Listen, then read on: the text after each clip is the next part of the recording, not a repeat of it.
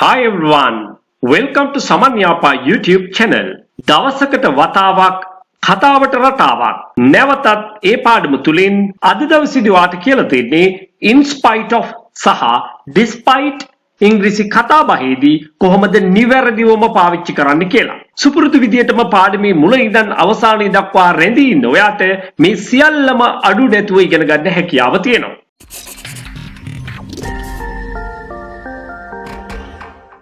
මුලින්ම අපි බලමු in spite of සහ despite මේ කියන වචන දෙකේ තේරුම මොකක්ද කියලා. යම් දෙයක් තිබියදීත් යම් කාරණාවක් තිබියදීත් එසේ වුවද කියන අර්ථය ගැනීම පිණිස තමයි මේක ප්‍රධාන වශයෙන් භාවිතා කරන්නේ. අපි මෙහෙම කතා කළාට මේක හොඳින් වැටහෙන්නේ නැහැ, තේරුම් ගන්න අමාරුයි. වඩාත් උචිත වෙන්නේ මේවා අර්ථාන්විත වාක්‍ය තුල යොදා ගනිමින් සාකච්ඡා කිරීම. In spite of the heavy rain. In spite of the heavy rain. තද වැස්ස තිබියදී වද. අපිට ඕකම කියන්න පුළුවන් despite the heavy rain කියලා. නමුත් එතනදී අපි in එහෙම නැත්නම් of කියන prepositions මේ වෙලාවේ පාවිච්චි කරන්නේ නැහැ. ඇත්තටම මේ in spite of phrase preposition එක. despite කියන්නේ preposition එක. එකම අර්ථයක් ගෙන දීම පිණිස භාවිතා කරනවා මෙන්න මේ විදිහට. In spite of the heavy rain, or else you can say, despite the heavy rain, I went to work yesterday. I went to work yesterday. Mama ඊයේ වැඩට ගියා. Let's look at the second example. In spite of so many obstacles, despite so many obstacles, obstacles බාධක.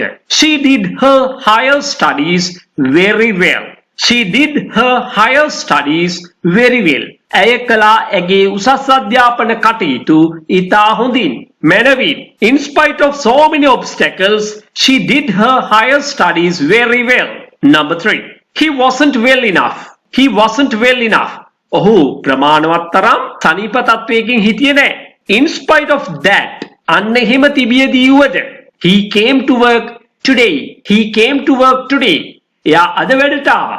ඔඩ හැන්දෑවේ අපි කතා බහ කරමින් ඉන්නකොට යාළුවෙක් ගැන මෙහෙම කියනවා. He wasn't well enough. In spite of that, or else you can say despite that, he came to work today. Number 4. දැන් අපි බලමු ක්‍රියාපදයක් යොදා ගන්න සිද්ධ වුණොත් කොයි විදිහටද යොදා ගන්න කියලා. අපි කරන්න ඕනේ ක්‍රියාපදයට ing දාලා මේක noun එකක් බවට පත් කරගන්න ඕනේ. එහෙම ක්‍රියාපදයට ing දාගෙන නාමපදයක් සේ වාක්‍යයක් තුල භාවිතා කරනකොට අපි කියනවා ඒකට gerund එකක් කියලා. Despite, or else you can say in spite of having a lot of work at home. ගෙදර වැඩ ගොඩක් තිබියදී වද that mother, ඒ අම්මා looks after, රැක බලා ගන්නවා her children very well. ඇගේ දරුවෝ ඉතා හොඳින් රැක බලා ගන්නවා ඒ අම්මා ගෙදර වැඩ ගොඩක් තිබියදී වුවද. Despite having a lot of work at home, or else you can say in spite of having a lot of work at home, that mother looks after her children very well. Number 5. අපි තවත් ඒ වගේ උදාහරණයක් බලමු.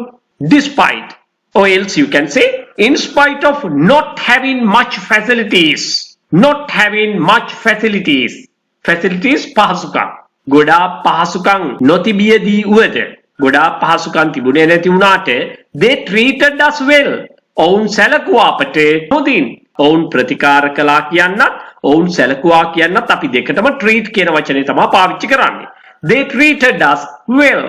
In spite of not having much facilities, they treated us well. Number 6. In spite of having all the necessary qualifications, he didn't get the job. Or else you can say, he didn't get the job in spite of having all the necessary qualifications. මොකක්ද මේ කියන්නේ? In spite of having all the necessary qualifications. අවශ්‍ය කරන සියලුම සුදුසුකම් තිබියදී වද in spite of having all the necessary qualifications, he didn't get the job. ඔහුට රැකියාව ලැබුණේ නැහැ. අවශ්‍ය කරන සියලුම සුදුසුකම් තිබියදී වද ඔහුට රැකියාව ලැබුණේ නැහැ. In spite of having all the necessary qualifications, he didn't get the job. Or else you can say he didn't get the job in spite of, or else you can say despite having all the necessary qualifications. ඉතින් පාඩමේ සාරාංශය මෙන්න මේ විදිහට කියන්න පුළුවන්.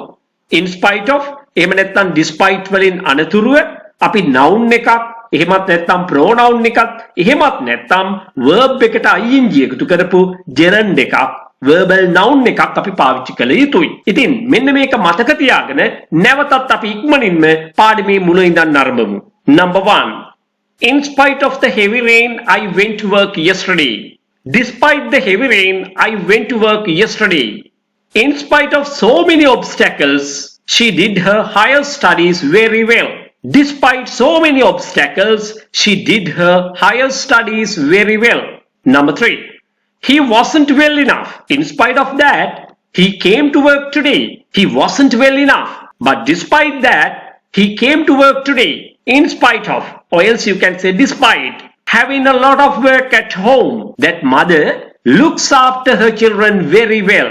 Despite, or else you can say in spite of, not having much facilities, they treated us well. In spite of having all the necessary qualifications, he didn't get the job. Or else you can say he didn't get the job in spite of having all the necessary qualifications. අවසානයේදී අපි ඉගෙන ගත්තේ in spite of සහ despite වලින් අනතුරුවේ noun එකක්, pronoun එකක්, එහෙම නැත්නම් verbal noun එකක්, අපි ඒකට කියනවා gerund එකක් භාවිතා කරනවා. ඒ වගේම despite සමග of භාවිතා කරන්නේ නැහැ අපි. එතකොට මෙන්න මේ භාවිතය හොඳින් මතක තියාගෙන ඔයාගෙම කියලා වාක්‍ය නිර්මාණය කරගනිමින් මෙන්න මේ වාක්‍ය රටාව පාවිච්චි කරන්න ඉගෙන ගන්න. මෙන්න මේ වාගේ වීඩියෝ ඔයාට අප්ලෝඩ් කරපු ගමන් දැනගන්න නම් ඔයා channel එක subscribe කරලා තියාගන්න අමතක කරන්න එපා. ඔයාට මගේ නේවාසික පුහුණු පාඨමාලා සඳහා සම්බන්ධ වෙලා දින 21ක් වෙන්න පුළුවන්, දින 45ක් වෙන්න පුළුවන්. මේවට සම්බන්ධ වෙලා ඊටාම කෙටි කාලයක් තුල වඩාත් නිවැරදිව ව්‍යාකරණ ඉගෙන ගනිමින් ඉංග්‍රීසි භාෂාව චතුර ලෙස කතා කිරීම සඳහා ඔයාට පුහුණු වීම ලබා ගන්න පුළුවන්. විදේශගත වෙන්න බලාපොරොත්තුෙන් ඉන්න ඔයාට, රැකියාව බලාපොරොත්තුෙන් ඉන්න ඔයාට, එහෙම නැත්නම් විවිධ වෘත්තීන් වල නියැලීලා ඉන්න ඔයාට ඉතාමත්ම වටිනවා. මොකද කෙටිම කාලයක් තුල ගොඩාක් දේවල් ඉගෙන ගන්න හැකියාව ලැබෙනවා, පුහුණු වෙන්න හැකියාව ලැබෙනවා. ඒ නිසාම භාෂාව ඉගෙනගෙන හොඳ ප්‍රවීණත්වයකින් යුතුව කතා කිරීමේ හැකියාව ලැබෙනවා. එහෙම සහභාගී වෙන්නම බැරි අය සඳහා විශේෂයෙන්ම විදේශගත වෙලා දැනටමත් සේවය කරන අය ඔන්ලයින් ක්ලාසස් සඳහා විමසීම් කරන්න පුළුවන්. ඒ වගේම පාසල් යන දුවල පුතාලටත් ඔන්ලයින් ක්ලාසස්, එහෙම නැත්නම් දැනටමත් රැකියාවල නියැලීලා ඉන්න අයට මේ වගේ ෆිසිකල් ක්ලාසස් වලට සම්බන්ධ වෙන්න බැරි නම් අන්න ඒ අයට ඔන්ලයින් ක්ලාසස් සඳහා විමසීම් කරන්න පුළුවන්. ඔයාට අවශ්‍ය කරන සියලු දේ WhatsApp මගින් 071 දැන්ම යොමු කරන්න. ඒත් එක්කම ඔයාට තාමත් මගේ වීඩියෝ සියල්ලම නරඹන්න බැරි වුණා නම් ඔයාට ඉඩ පහසුවේ විවේකයේ ලැබෙන වෙලාවට අනිවාර්යයෙන්ම channel එකේ තියෙන ඒ වීඩියෝ නරඹන්නත් අමතක කරන්න එපා. හේතුව ඔයාට thumbnail එකේ පෙන්වන දේට වැඩිය ගොඩාක් ඇතුලෙන් ඉගෙන ගන්න තියෙනවා.